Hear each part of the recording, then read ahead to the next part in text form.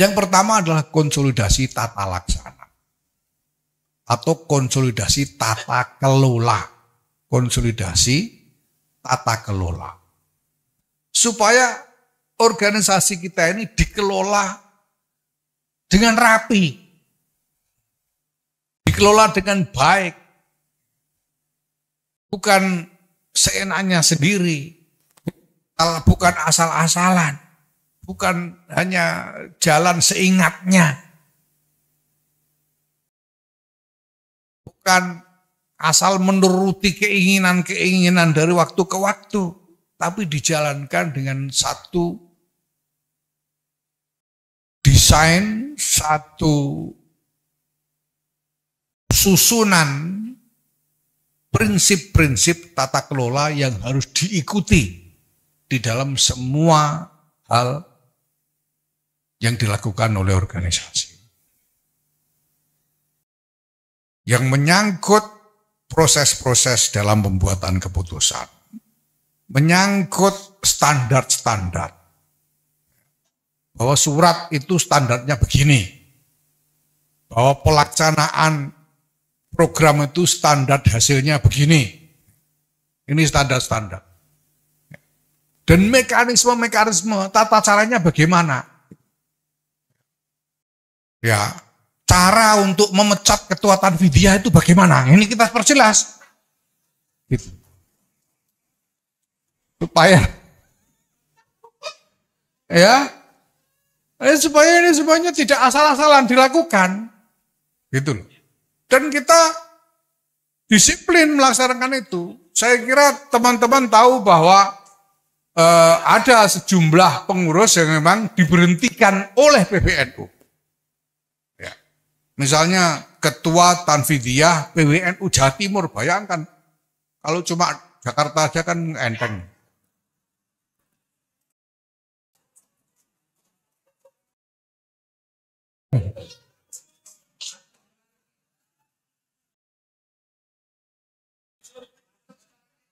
Jadi kalau itu dulu mungkin setahun yang lalu PBNU memberhentikan Ketua Tanfidiyah PWNU Jawa Timur. Tapi kita bukannya ngasal. Semua itu dilakukan dengan pertama, dengan alasan-alasan yang jelas sesuai dengan aturan organisasi. Dengan cara-cara yang jelas sesuai dengan aturan organisasi. Dengan mekanisme tahapan-tahapan yang sesuai dengan aturan organisasi, tidak ngasal. Semuanya bisa ditelusur, mau diusut sampai ke yaumil hisab juga tidak masalah. Gitu. Karena semuanya jelas.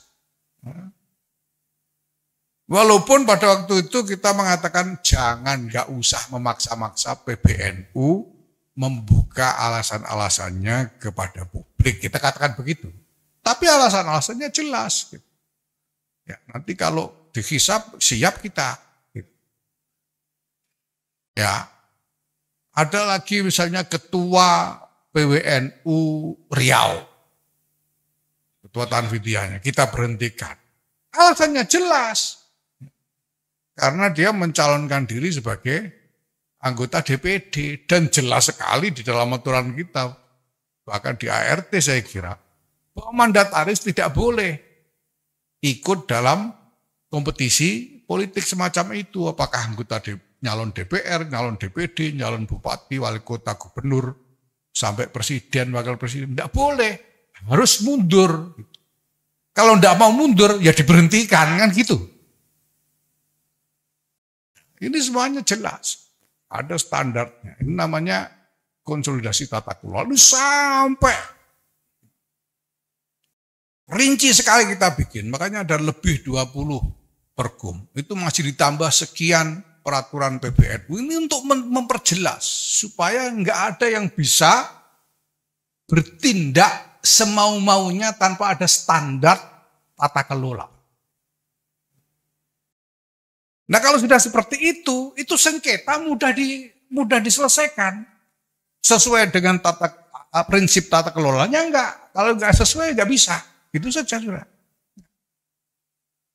Ya, ini perlu diketahui. Jadi insya Allah ini ketua-ketua PC segala ini akan lebih aman insya Allah.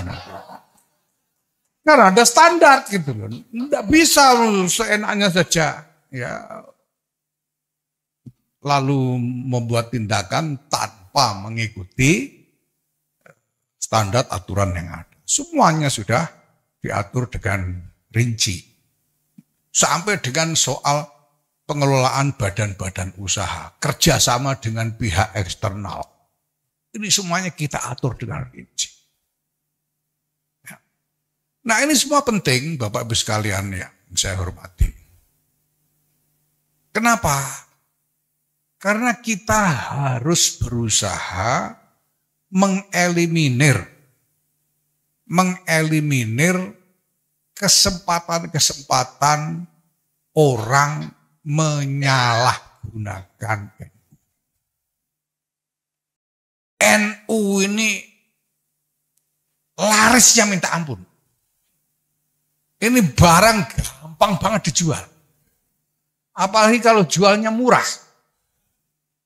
Gampang banget lakunya NU.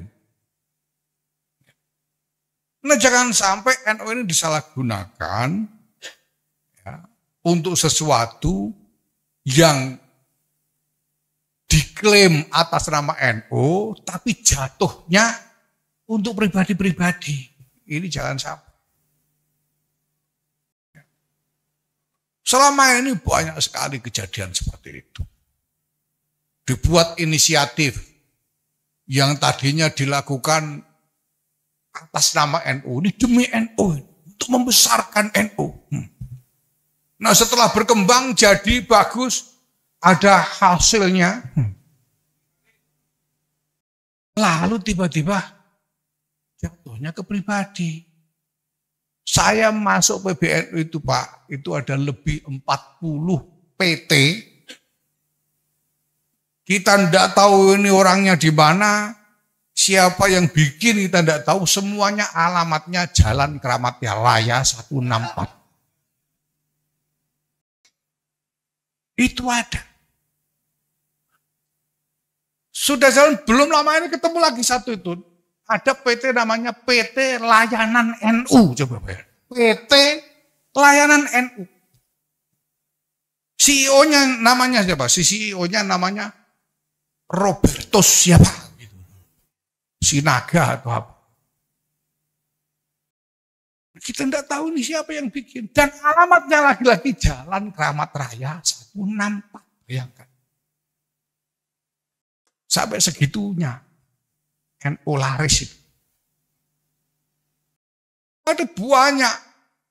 Di sana sini itu sekarang ini yang diantara yang pekerjaan sehari-hari yang memusingkan buat PBNU. Karena ada begitu banyak tuntutan di bawah di cabang-cabang, di PW-PW, lembaga-lembaga yang dulu katanya dibuat untuk NU, atas nama NU, demi NU, tapi kemudian belakangan jadi yayasan yang dikuasai oleh pribadi-pribadi. Dan bukan barang-barang kecil. Ada perguruan tinggi, ada rumah sakit, yang kemudian NU sama sekali tidak punya akses untuk ikut mengawasi, ikut mengendalikan, dan ikut menata lembaga-lembaga yang sudah jadi itu. Ini banyak. Nah begini-begini ini jangan sampai terjadi lagi. Ada misalnya di Malang itu rumah sedekah NU. Rumah sedekah NU. Dulu didirikan oleh Lazisnu Jawa Timur. Tapi setelah berjalan sekarang menjadi yayasan yang dikuasai oleh pengurus Lazisnu pada waktu didirikan itu. Tapi sudah sama sekali tidak ada hubungan organisatoris dengan NU. Ini banyak terjadi di mana-mana. Nah yang begini-begini mau kita atur supaya tidak terjadi lagi. Supaya apapun yang dimulai atas nama NU itu tetap selama-lamanya menjadi milik NU. jangan dibawa pulang.